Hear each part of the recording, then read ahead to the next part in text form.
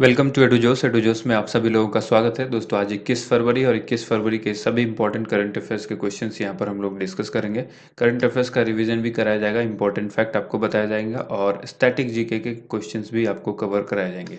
तो चिंगारी जीत की इस वीडियो को हम लोग शुरू करते हैं, जिसका PDF फाइल आप नीचे डिस्क्रिप्शन में दिए गए डायरेक्ट लिंक से डाउनलोड कर सकते हैं। तो शुरुआत करेंगे हमारे डेली मोटिवेशनल कोट से, हासिल होगी मंजिल भी तू तैयारी करके तो देख, आग लगेगी फिर सीने में तू चिंगारी बन के तो देख।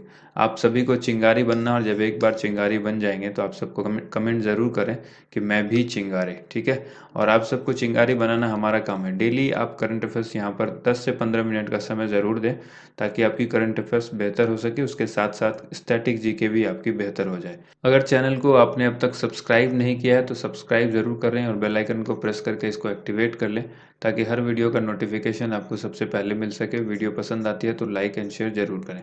सबसे पहले कल के चिंगारी प्रश्न का आंसर देखेंगे। सार्क का मुख्यालय पूछा गया था, कहाँ पर है? इस क्वेश्चन का राइट आंसर हो जाएगा ऑप्शन ए, काठमांडू में है सार्क का मुख्यालय। काठमांडू कहाँ पर है? नेपाल में है, ठीक है। बढ़ते हैं आज के करंट अफेयर्स क्वेश्चंस की तरफ।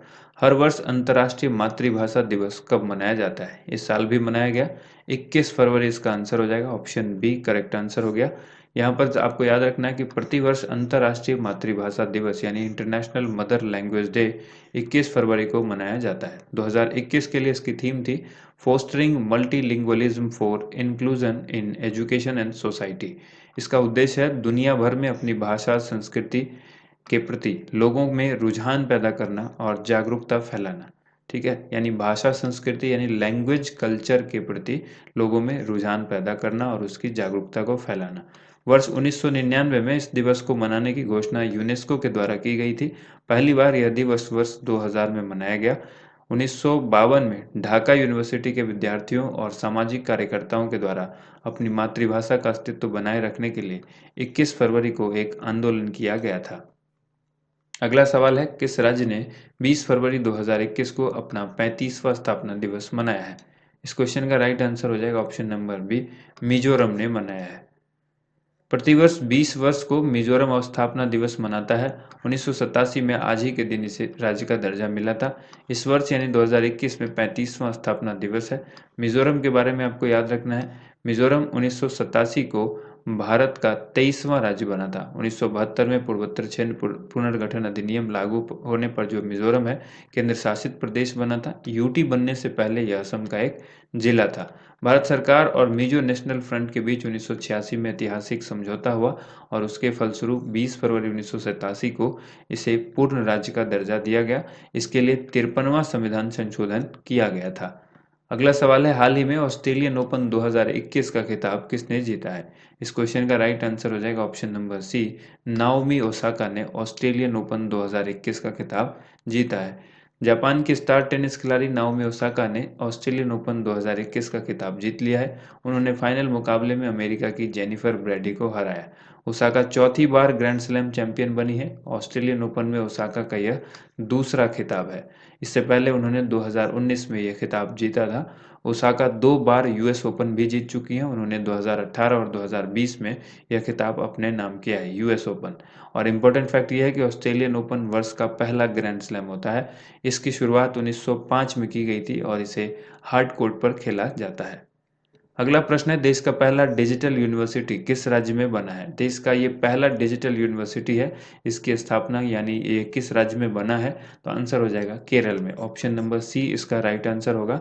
देश के पहले डिजिटल यूनिवर्सिटी की शुरुआत केरल के राज्यपाल और जो है वो आरिफ मोहम्मद खान ने किया है। यहाँ पर आपको लिखना होगा आरिफ मोहम्मद खान, ठीक है। आरिफ मोहम्मद खान ने किया। यह विश्वविद्यालय केरल की राजधानी तिरुवनंतपुरम में बनी है। डिजिटल विश्वविद्यालय की शुरुआत राज्य के द्वारा नई प्रौद्योगिकी को बढ़ावा देने और लोगों के जीवन में सकारात्मक बदलाव लाने के लिए किया गया है। करंट अफेयर्स रिवीजन में याद रखिएगा, गुजरात के वडोदरा में देश का पहला रेल यूनिवर्सिटी बनाया गया है। उत्तर प्रदेश के कुशीनगर में देश का पहला किन्नर विश्वविद्यालय खुलेगा और दिल्ली में देश का पहला स्पोर्ट्स यूनिवर्सिटी बनाया जाएगा। ये तीनों करंट अफेयर्स रिवीजन के क्वेश्चन काफ़ी महत्वपूर्ण हैं, इसको आप नोट डाउन कर लीजिएगा। अगला सवाल देखने से पहले केरल के बारे में जान लीजिए कि यहाँ के मुख्यमंत्री पिनाराई विजयन है, राज्यपाल आरिफ मोहम्मद खान है। तिरुवनंतपुरम यहाँ की राजधानी है केरल की। केरल में पुडुचेरी का माहे जिला है और शास्त्रीय नृत्य यहाँ पर कथकली और मोहिनी अट्टम है। साइलेंट वैली, एराविकुलम, मथिकेतन शोला, अनाईमुडी और पंपाड जैसे राष्ट्रीय उद्यान यहीं पर है। यहाँ की नदियों के बारे में जान लीजिए। पेरियार जो है यहाँ की प्रमुख नदी है। इस नदी को मुल्ला पेरियार और इडुक्की परियोजना इसी नदी पर स्थित है। केरल की 21 वर्षीय रेशमा मरियम राय देश की सबसे युवा पंचायत अध्यक्ष हैं। अगला सवाल है, हाल ही में किसने रिकॉर्ड 9वीं बार ऑस्ट्रेलियन ओपन का खिताब जीता है? इस क्वेश्चन का आंसर हो जाएगा ऑप्शन नंबर डी, नोवाक जोकोविच ने जीता है। 9वीं बार इन्होंने जीता है। यहाँ पर आपको याद रखना, सर्बिया के एक खिलाड़ी हैं, स्टार टेनिस खिलाड़ी नोवाक जोकोविच, जिन्होंने ऑस्ट्रेलियन ओपन 2021 का खिताब जीत लिया है। जोकोविच ने फाइनल मुकाबले में रूस के डैनियल मेदवेदेव को 7-5, 6-2, 6-2 से हराया। उन्होंने रिकॉर्ड 9वीं बार ऑस्ट्रेलियन ओपन का खिताब जीता है। यह जोकोविच का 18वां ग्रैंड स्लैम है। ये बहुत इंपॉर्टेंट है, इसको भी याद रखिएगा। 9वीं बार जीता है, ये भी बहुत इंपॉर्टेंट है। जोकोविच ने इससे पहले 2020 में ऑस्ट्रेलियन ओपन के फाइनल में ऑस्ट्रिया के डोमिनिक थीम को हराया था। इंपॉर्टेंट फैक्ट में याद रखिएगा, वर्तमान में नोवाक जोकोविच पुरुष वर्ग में नंबर 1 खिलाड़ी हैं। बहुत ही इंपॉर्टेंट सवाल है ये। सर्बिया की राजधानी कहाँ पर है? बेलग्रेड में है और इसकी मुद्रा सर्बियन दिनार है। अगला सवाल है, भारत ने किस देश के साथ वीजा सुविधा और चमड़ा प्रौद्योगिकी के लिए समझौतों पर हस्ताक्षर किए हैं? इस क्वेश्चन का आंसर हो जाएगा ऑप्शन नंबर डी, इथोपिया के साथ। यहाँ पर आपको याद रखना, इथोपिया के उप प्रधानमंत्री और विदेश मंत्री डेमेके मेकोनन हसेन 4 दिन की भारत यात्रा पर हैं। इस यात्रा के दौरान वीजा सुविधा और चमड़ा प्रौद्योगिकी पर भारत और इथोपिया के बीच 2 समझौतों पर हस्ताक्षर किए गए हैं। दोनों देशों के बीच रक्षा, आर्थिक, विज्ञान और प्रौद्योगिकी, डिजिटल और संस्कृति जैसी विभिन्न क्षेत्रों की द्विपक्षीय सहयोग बढ़ाने के लिए भारत और इथोपिया में सहमत हुए हैं। ये दोनों, भारत और इथोपिया। इंपॉर्टेंट फैक्ट यह है कि दुनिया में सबसे अधिक आबादी वाला लैंडलॉक देश कौन सा है? इथोपिया है। करंट अफेयर्स रिवीजन में याद रखिएगा, इथोपिया के प्रधानमंत्री अबी अहमद को 2019 का नोबेल शांति पुरस्कार दिया गया था। नेक्स्ट क्वेश्चन यहाँ जानने से पहले इथोपिया के बारे में जान लीजिए। यह एक लैंडलॉक देश है, जैसा कि हमने आपको बताया। इसकी राजधानी अदीस अबाबा है। मुद्रा इसकी इथोपियन बिर है और प्रधानमंत्री अबी अहमद हैं। राष्ट्रपति साहले वर्क जेडे हैं। सीमा इरिट्रिया, जिबूती, केन्या से लगती है। ये अलग अलग देश हैं जिनसे इसकी सीमा लगती है। ठीक है, यहाँ पर आप देख सकते हैं ये। ठीक है, इरिट्रिया, जिबूती और यहाँ पर आपको केन्या, ठीक है, इनसे सीमा लगती है। इसके अलावा आप यहाँ पर देखिए, अगला सवाल है, ये दक्षिण सूडान से भी लगती है। तो दक्षिण सूडान, सूडान और सोमालिया, इस तरफ आप देखेंगे यहाँ सोमालिया है। यमन से नहीं लगती है, इस चीज़ का ध्यान रखिएगा। ये जो बाउंड्री है इसकी, इसके चारों तरफ ये इसकी सीमा है। तो किससे किससे लगती है वो आपको हमने बताया। हॉर्न ऑफ अफ्रीका के 4 देशों में से एक है। ठीक है, यह अफ्रीका का दूसरा सबसे ज़्यादा जनसंख्या वाला देश है। अगला सवाल है, हाल ही में मिशन इंद्रधनुष 3.0 किसके द्वारा लॉन्च किया गया है? देखिए, अब तक मिशन इंद्रधनुष 2.0 लॉन्च हुआ था, अब 3.0 भी लॉन्च हो गया है। तो किसके द्वारा किया गया है? आंसर हो जाएगा डॉक्टर हर्षवर्धन। ठीक है, मिशन इंद्रधनुष 3.0। केंद्रीय स्वास्थ्य मंत्री हैं डॉक्टर हर्षवर्धन। इन्होंने गहन मिशन इंद्रधनुष यानी इंटेंसिफाइड मिशन इंद्रधनुष 3.0 लॉन्च किया है। यह मिशन 2 राउंड में आयोजित किया जाएगा। पहला चरण 22 फरवरी 2021 से शुरू होगा, जबकि दूसरा चरण 22 मार्च 2021 से शुरू होगा। गहन मिशन इंद्रधनुष के बारे में जानिए। भारत में गर्भवती महिलाओं और बच्चों को मुफ्त में टीकाकरण प्रदान करने के लिए केंद्र सरकार के द्वारा IMI यानी इंद्रधनुष मिशन जो है, ये इंटेंसिफाइड मिशन इंद्रधनुष 3.0 की पहल की शुरुआत की गई थी। मिशन इंद्रधनुष, यह mission universal immunisation programme UIP के तहत दिसंबर 2014 में आंशिक रूप से टीकाकरण वाले बच्चों का पूर्ण टीकाकरण करने के उद्देश्य से शुरू किया गया था। यहाँ पर आपको याद रखना, सवाल एक ही पूछा जाता है इससे कि मिशन इंद्रधनुष 3.0 जो है वो किससे संबंधित है? तो टीकाकरण से संबंधित है। ये एक इम्पॉर्टेंट पॉइंट है जिसको आपको याद रखना है, क्योंकि पहले भी इसी तरह के सवाल पूछे गए हैं। और किसने लॉन्च किया है? डॉक्टर हर्षवर्धन ने लॉन्च किया है। स्वास्थ्य के अंदर ये आता है, किससे संबंधित है? स्वास्थ्य से संबंधित है, टीकाकरण से संबंधित है। अब आगे बढ़ते हैं। अगला सवाल है, the epic battle of Longewala पुस्तक जो है वो किसने लिखा है? The epic battle of Longewala, इस पुस्तक को लिखा गया किसके द्वारा? आंसर हो जाएगा Bharat Kumar, option number B. ठीक है, यहाँ पर करंट अफेयर्स में आप रिवाइज कर लीजिए कुछ पुस्तक जो बीते कुछ दिनों में हमने पढ़ा है, जैसे कि प्रियंका चोपड़ा की पुस्तक यूनिफाइड अनफिनिश्ड द मेमोर, ठीक है।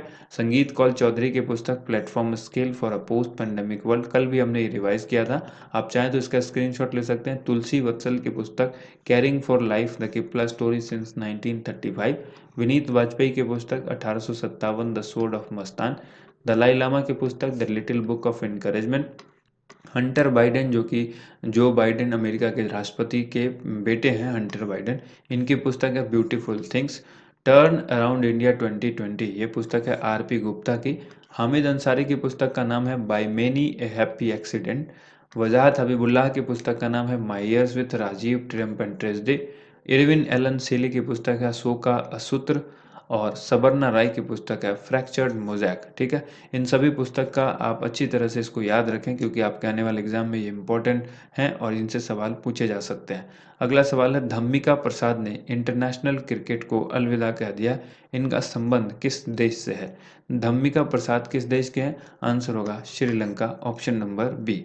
यहाँ पर याद रखना है, श्रीलंका के क्रिकेट टीम के ये अनुभवी गेंदबाज थे धम्मिका प्रसाद, जिन्होंने इंटरनेशनल क्रिकेट को अलविदा कह दिया। इन्होंने श्रीलंका की तरफ से 25 टेस्ट, 24 वनडे और 1 टी20 मैच खेला है। टेस्ट में उनके नाम 75 जबकि वनडे में 32 विकेट का रिकॉर्ड है, और इसके बाद यहाँ पर यानी इन्होंने टोटल 75 विकेट जो है वो टेस्ट में लिए हैं और 32 विकेट जो इन्होंने लिए हैं वो वनडे में लिए हैं, ठीक है। किसी खास रिकॉर्ड को इन्होंने हासिल नहीं किया, लेकिन ये इनके नंबर्स हैं जो आपको याद रखना है। करंट अफेयर्स रिवीजन में आप याद रखिएगा, हाल ही में दक्षिण अफ्रीका के दिग्गज बल्लेबाज फाफ डुप्लेसिस ने टेस्ट क्रिकेट से संन्यास लेने का फैसला लिया था।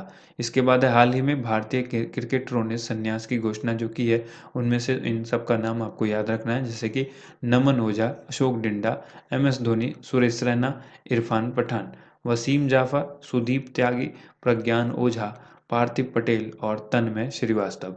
बढ़ते हैं अगले क्वेश्चन की तरफ, उससे पहले श्रीलंका के बारे में जान लीजिए। राजधानी जयवर्धनापुरा कोट्टे, मुद्रा श्रीलंकाई रुपया, राष्ट्रपति गोतबाया राजपक्षे, प्रधानमंत्री महिंदा राजपक्षे, और भारत और श्रीलंका के बीच पाक जल संधि है।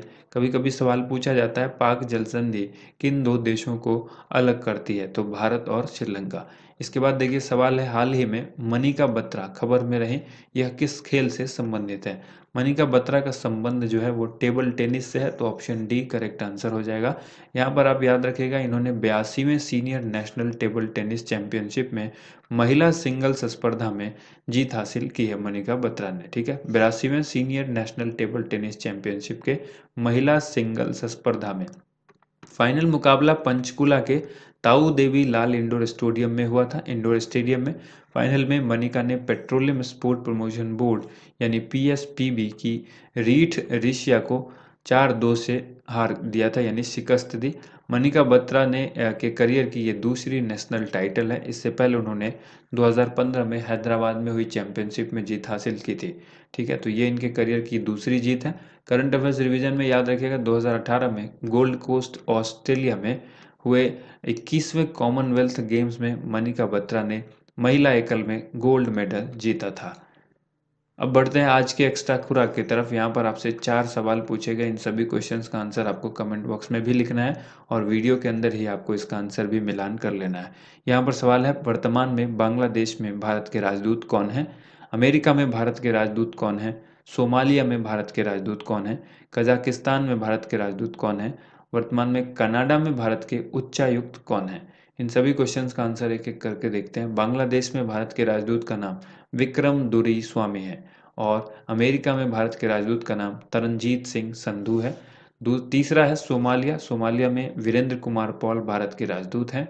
और चौथा है कजाकिस्तान, कजाकिस्तान में शुभदर्शिनी त्रिपाठी हैं यहाँ पर भारत के राजदूत। इसके बाद है कनाडा में भारत के जो उच्चायुक्त हैं, इनका नाम है अजय बिसारिया।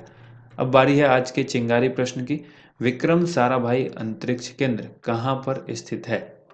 4 ऑप्शन है, इसमें से जो भी आंसर करेक्ट है उसका आंसर आप सभी को कमेंट बॉक्स में लिखना है, ठीक है। आप सभी से रिक्वेस्ट करूंगा, आप कमेंट जरूर करें। विक्रम साराभाई अंतरिक्ष केंद्र कहाँ पर स्थित है? त्रिवेंद्रम, श्रीहरिकोटा, बेंगलोर या फिर अहमदाबाद? इस क्वेश्चन का आंसर जरूर लिखिएगा। उम्मीद करते हैं आप सभी को वीडियो पसंद आई होगी। वीडियो को लाइक कीजिए, शेयर कीजिए। Thank you.